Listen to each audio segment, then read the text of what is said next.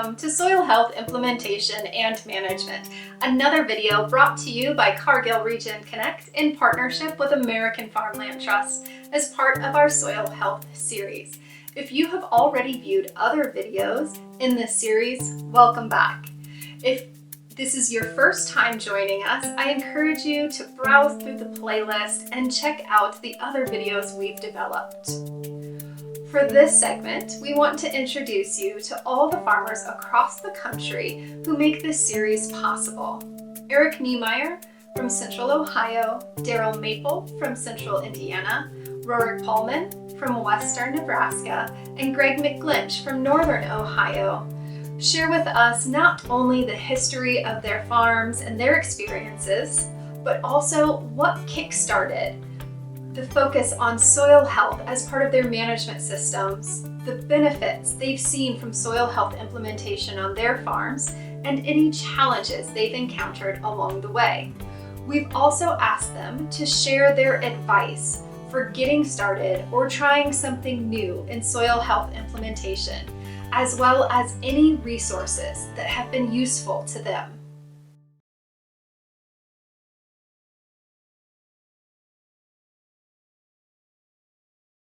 My family has worked on this particular location since 1930. We have been working some of the same land for many, many years. My great-grandfather bought the farm in 1930, so it's an honor to farm some of the same land that he bought almost 90 years ago.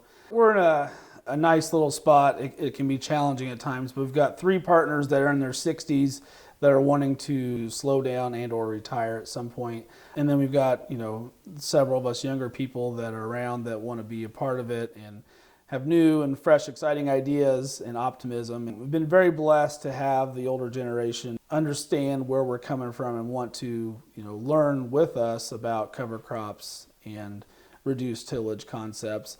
And really, I think we're just blessed because my grandfather and his brother, they did the same concepts with my dad and his cousins back years and years ago, where they went off to college and came back. Mark and Scott came back with ideas and brought it to the older generation, and they said, well, let's look into this, let's try it. And so very, very blessed to have that mindset where they can foster and nurture new ideas and give us the opportunity to take baby steps and try to see if we can test these ideas in the field and where they make a difference for yield or soil health or efficiencies of scale. My father and I, we farm about 420 acres, and then we got about 50 acres in conservation. I'm the fifth generation on the farm. I've got 4 children that are slowly taking an interest in the farm. The farm that we are sitting on today is actually one of 3 of the original farms that my great-great-grandfather had purchased the late 1800s. This one was actually purchased in February 1st, 1900. So we've been on this land for 122 years. I've been in the industry since I was a kid, working the land, working with my great uncle, my grandfather, my dad. We've evolved over time in what we do. I can remember sitting on a moldboard plow and cultivating corn, and to now we have GPS and various technology to kind of reduce our inputs and impact to the environment.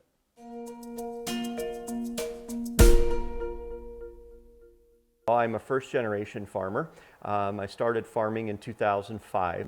Our story is kind of a different one, a unique one. Our son, our oldest child, passed away in September of 2004, and so caused my wife and I to pursue living a dream and a passion of getting involved in agriculture and having a farm. So we started our farm in 2005. We named our farm Mad Max Farms. It's named after our children. Our daughter's name is Madison and our son's name was Max, so Mad Max Farms.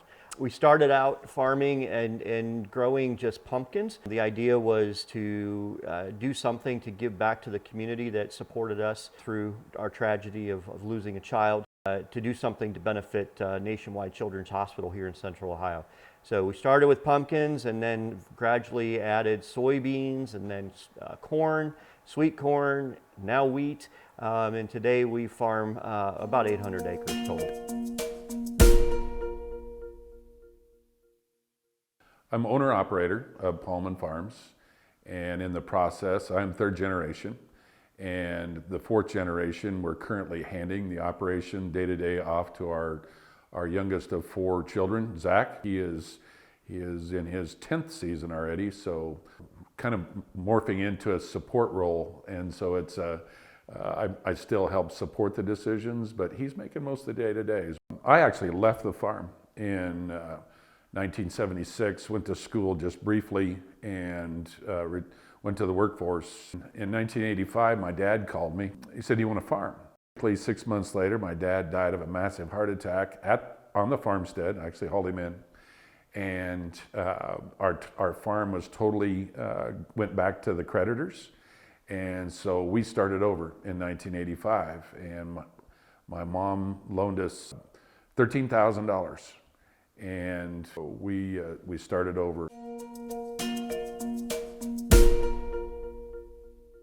As we're kind of going down this road of thinking about how we do things differently, I was curious about, how can we incorporate different practices. So came across an organization that offered us the opportunity to be a little bit more flexible with just different options. They basically said, you can look at whatever you want to look at, whether it's tillage or cover crops or whatever. They just wanted us to be open and be willing to get our hands dirty in a sense and figure out, what are things we can do to improve soil health. It was a pretty flexible program, and so the hard part for us was trying to figure out, okay, what do we want to study? What do we want to do? And so I brought it back, to the larger group here at the farm and said, okay, what do you guys want to do? And they were pretty well open. We talked about it. We talked about reduced tillage, cover crops was brought up, and so I said, well, let's try to study both.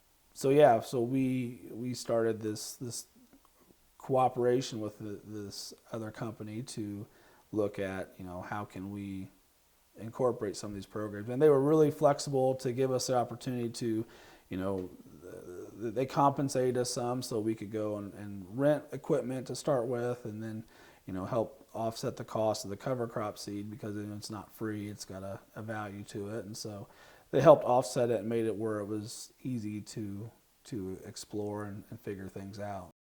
It started probably 15 years ago when I first moved back from Iowa, that we started adding these cover crops and the management practices. It started again with cereal rye, seeding it, planting it, and then looking at the termination. Then we started to work with area farmers to put manure on the land as another avenue to improve soil health. I like manure because it has not just nitrogen, phosphorus, potassium, but it has all your micros, and if you use certain composted manures versus some others, you can really get some benefits of recharging the soil with those additional, bacteria and bugs, you could say. Our first year farming, we moldboard plowed, ran a disc, a field cultivator, called a mulcher, and an end wheel grain drill to put our crop in the ground. So we started very much old school. And, through just kind of, research and study and talking with some long-time local farmers, discovered that, hey, there may be other ways of doing this that might help manage our time. And that was really probably the biggest motivator at the time, was to try to cut down on the amount of time it took to get the crop in the ground. So I would say time. Secondly, looking at the cost, the amount of money that I was spending in diesel fuel and the horsepower it took to drag that iron across the field was really, for a beginning farmer like myself, cost prohibitive. So time and money were the initial motivators. In 2012, we're coming off a really tough time here in the drought. It was a significant amount of expense, and of course the markets were crazy, but it was a tough chore to farm that year. It's just everything. You worked your tail off. But we moved stewardship and conservation from a part of our story to the front of our story.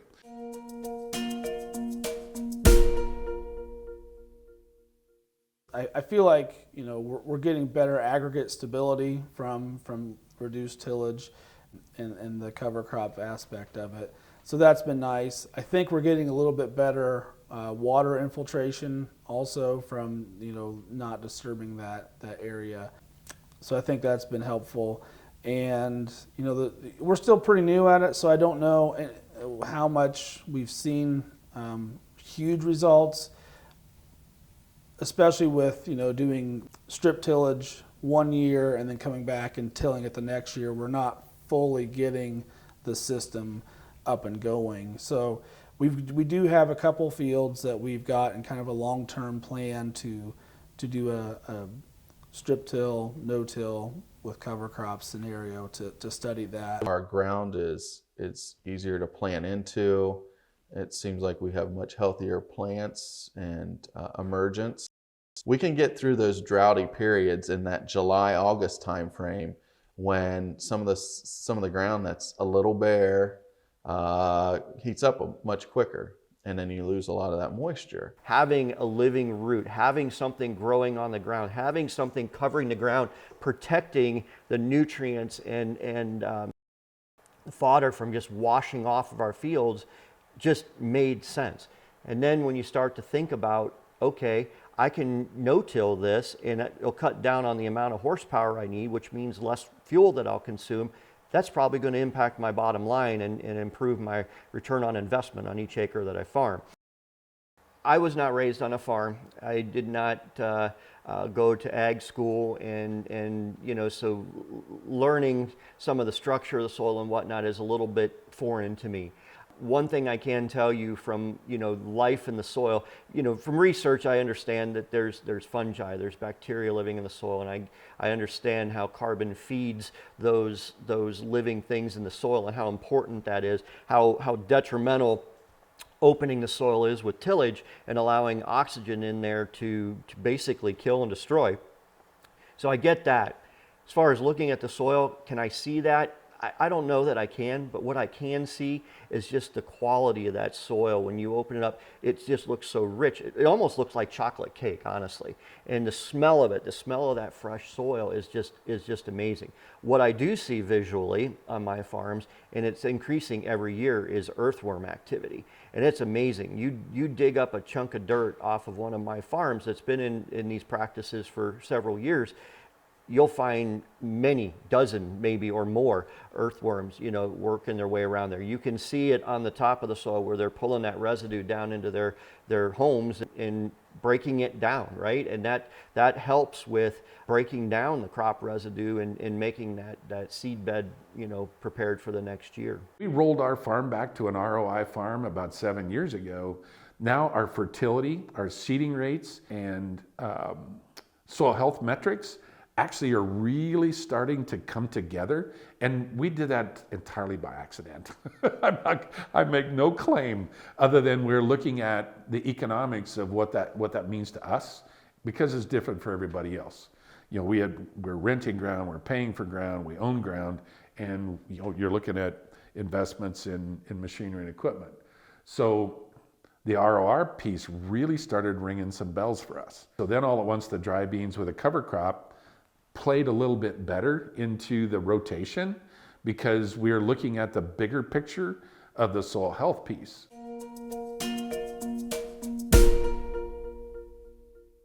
I think one of the challenges is trying to get cover crops seeded in a timely fashion.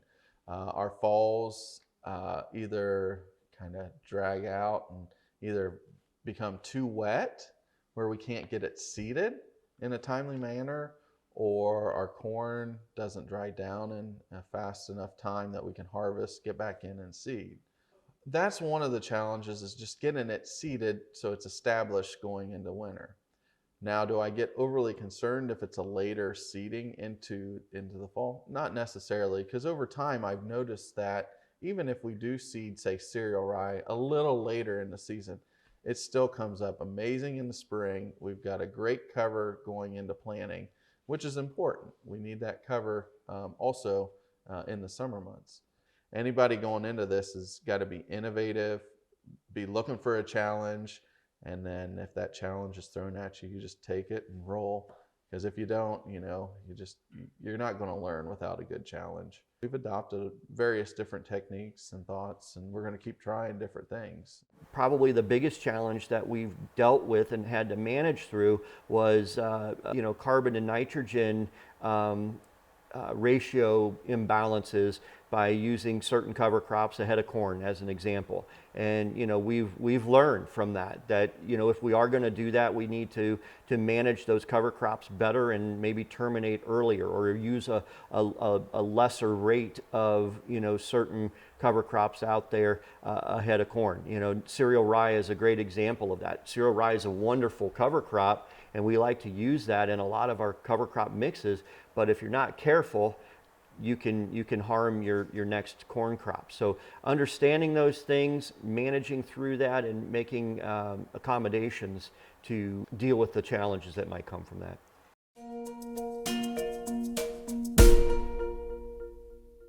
I suppose one of the best resources that I've had here locally has been my local NRCS staff. I have questions about termination or cover crop mixes. I call them, and they will guide me through those decisions. One digital tool that I found to be helpful is the Midwest Cover Crops Council website, and they have an online cover crop selector tool. So you go in, you plug in, your area, your county, I think specifically, and what you're trying to do and what cover crops, and so that helps me figure out, what sort of mix we might want to try or possibly look at. I know I used it this last year to look at, how late can we plant, certain cover crops with the year we had. And that's something I tell a lot of farmers just getting into it. Dip your toe in it. Don't dive head first, because you might hit your head on the bottom, and then you're gonna be cursing at me and whomever that said you should have done it all. No, you want to do 40 acres. 40 acres is an easy chunk to do. 20, it's manageable. If it does get to the point where we have a year like 2019 where it was wet, we couldn't get out till June to control a cover crop, at least you're just looking at that 20 or 40 acres that you got to manage. It's much easier. You can get across it quicker because there's a lot of unknowns. I mean, weather, timing, you're going to learn from that one cover crop. And you got to look at your rotations too, and how you can begin to interject a lot of those cover crops and how they'll work and complement your rotations or your practices. You got to put your toe in the water and check it out before you dive in. But you also need to really seriously consider taking that step. So that would be my advice. Take a step, but one step at a time, and ask for help. Myself, people like me are willing to share. We don't know it all. We don't have all the answers. And if we don't know, we'll tell you that. But you have lots of resources. Be willing to take that first step. What we see, what we know today, and what we see is in the near future is it's the right thing to do, is to endeavor to persevere in this soil health, this whole idea around a regenerative ag. And know this, that you don't have to do it all, but you got to do something. As you've just heard, implementing soil health practices and the benefits and challenges that come along with that implementation varies farm to farm. The important thing is you just start somewhere.